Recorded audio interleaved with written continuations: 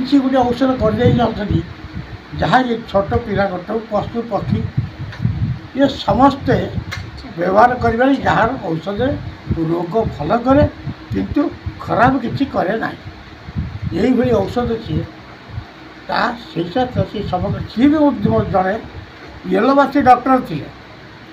ସିଏ ଦେଖିଲେ ଯେ ଏଲୋପାଥି ଔଷଧ ଦ୍ୱାରା ରୋଗ ଭଲ ଭାବରେ ତାପରେ ଆଉ ଗୋଟେ ରୋଗ ବାହାରୁଛି ଏବଂ ରିଆକ୍ସନ୍ ହେଉଛି ତେଣୁ ତାକୁ ଇଏ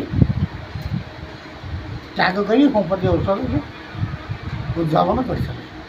ସେଇଦିନ ଠାରୁ ସମଗ୍ର ପୃଥିବୀରେ ଏମିତି ଖେଳି ଯାଇଛି ଯେ ତାଙ୍କର ପବିତ୍ର ଜନ୍ମତିଥିକି ସାଧୁରେ ଆମେ ପାଳନ କରିଆସୁଛୁ।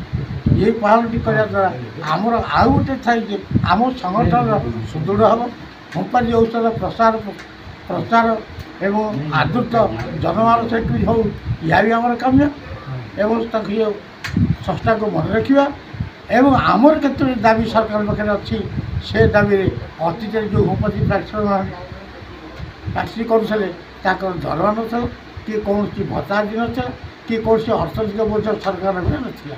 ଆମର ମଧ୍ୟ ସେଇ ଦାବି ଯେ ଆମର ଦରମା ନାହିଁ କି ଭତ୍ତା ନାହିଁ କି ଆମର